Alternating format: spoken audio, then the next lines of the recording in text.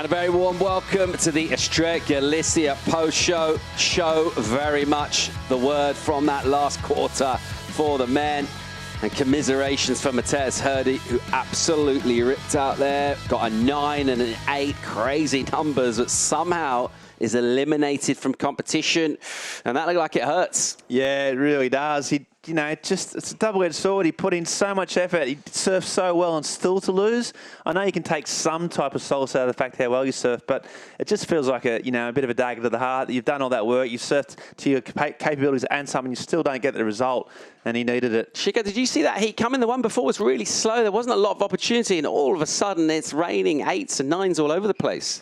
Yeah, you just put like those guys into anywhere in the world, and you can expect fireworks. Samuel is that good, and Mateus is that good also, and they're really close. They have a bit of a rivalry, like a healthy one, but when it's go time, it's go time. Well, it took 2 to tango in that last heat. Matias didn't deserve to get knocked out, but he has been. Let's go and have a word with him. He's with Chris Pins. All right, Matias Matas. Obviously, a lot of mixed emotions right now, mate, but just talk us through what an incredible heat that was. It was, the waves were good. It hurts for sure.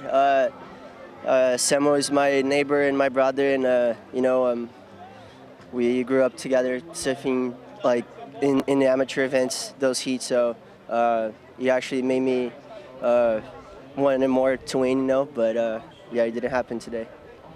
Coming into a heat like this, the wave in front, I think both of you guys probably would have beaten both of those surfers combined. Like, it was so slow. None of us saw this coming. The performances was through the roof. Yeah, I wish this heat was on tour. That was one of the heats that, those situations is some things that we dream about since we were little kids, we were competing in the amateur events, and doing it on a big stage, it's a dream, and I hope it happens one day.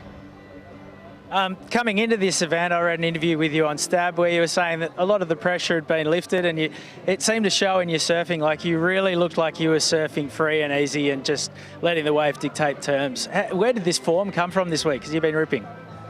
Yeah, I mean, it is a tough year.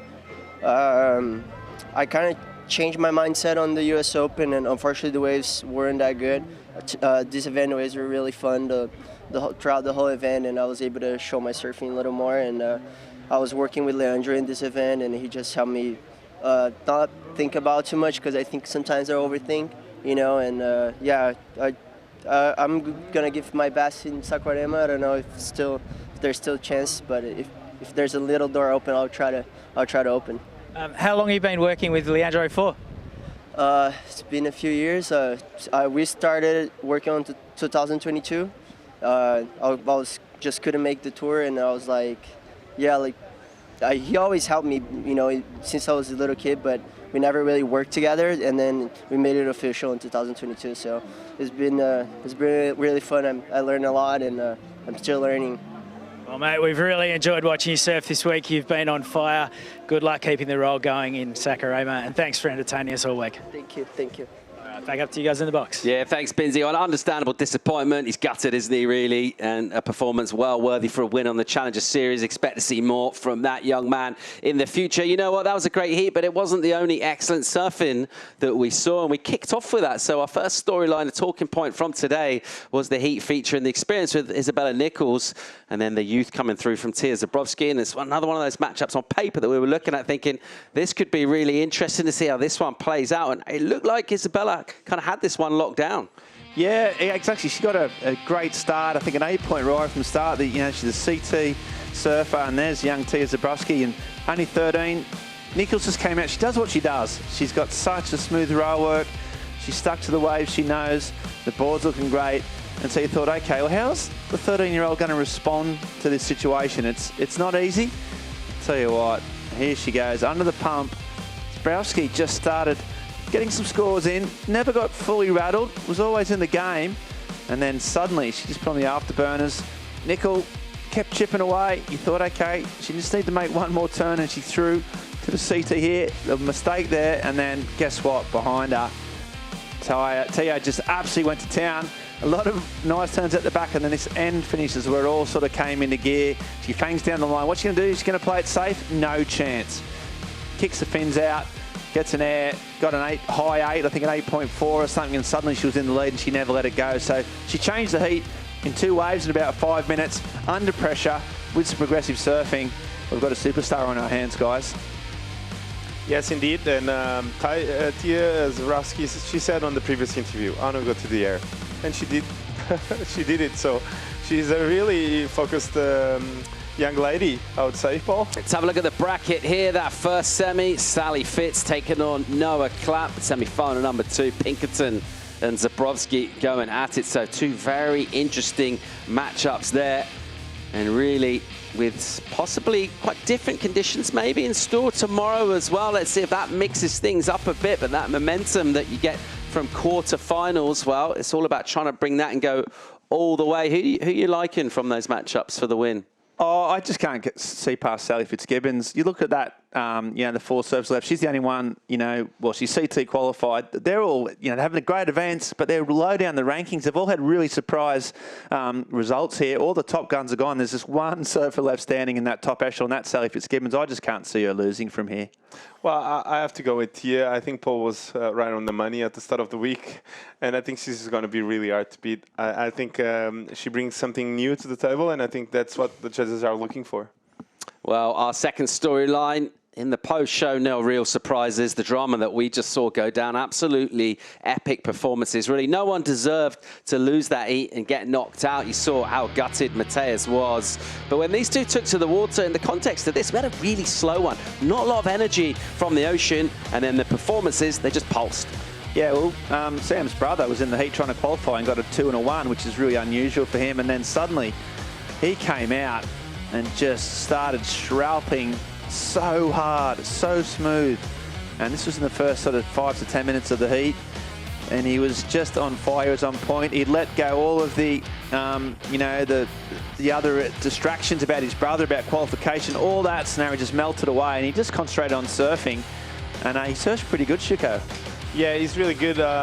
He's the type of surfer that has always something really exciting to show. I've said this before, I think he's a CT surfer, and it goes to show the level and the performance he can put out there. So Samuel is just incredible, and Mateus just proved that he can match that type of surfing.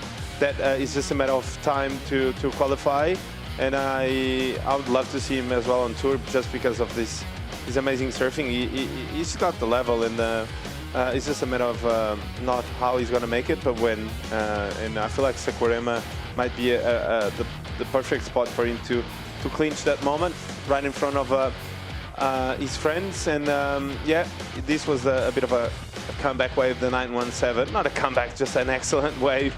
And yeah, Mateus unfortunately getting on that side of the draw, and got an incredible Samuel Pupo. Yeah, his box office, and I'm really impressed he came up in that chat with Benz. It's not easy to, go through that heartbreak and then come up and talk about it. Really just impressed with that young man, just his attitude and his surfing. And yeah, he's going to be there or thereabouts. We want him on the big stage. Men's bracket, let's have a look at it. Alejo Muniz taking on Callum Robson. The first semi, Joel Vaughan, Samuel Pupo. What are we liking here?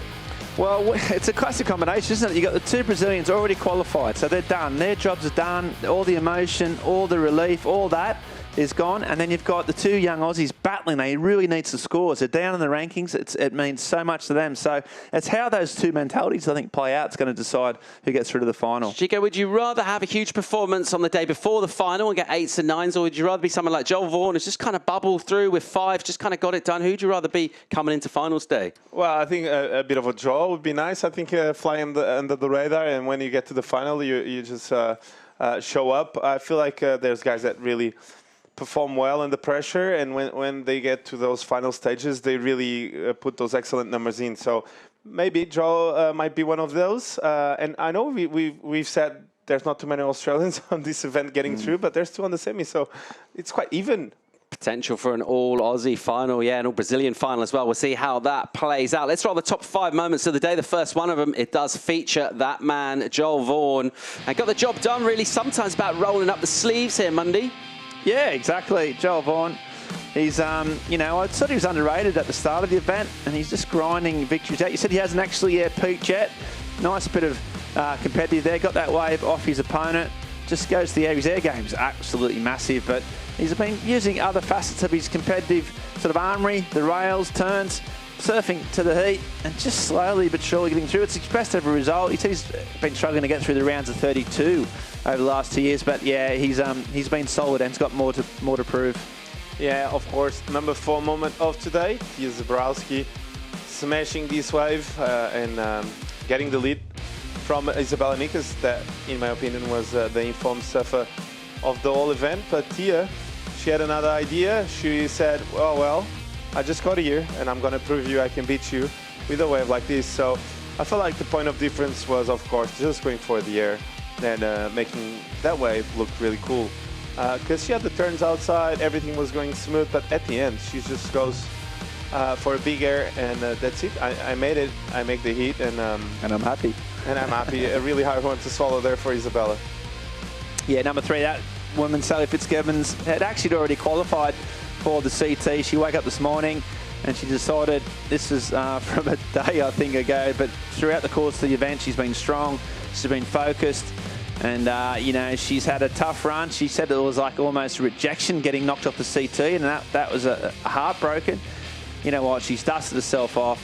She's come to Portugal. Well, she's come to all the Challenger Series events, been super consistent, leading the rankings. She's still in the event, so job done for an icon of the sport. And, you know, tomorrow she's not going to be, you know, sitting back. She'll want to win. But it's just great to see Sally, after all these years, still with the fire in the belly and still absolutely ready to roll. And moment number 2, Alejo, Muniz. So after quite a long time trying to get back on tour, he finally made it. So what a testament on our resilience is so important. And I actually think Alejo is going to do really well in the city, just because he has the experience there. He has competed against the best in the world back then. He has made history actually in pipeline, beating Mick Fanning and giving to the title to his mate Gabriel Medina. So, well, he's got quite a good profile, and I know he's fought a couple of injuries, but they're done. So I think he's back, and he's back in a good way. And if someone can do a lot of damage, it's this guy, because he looks on form, Paul.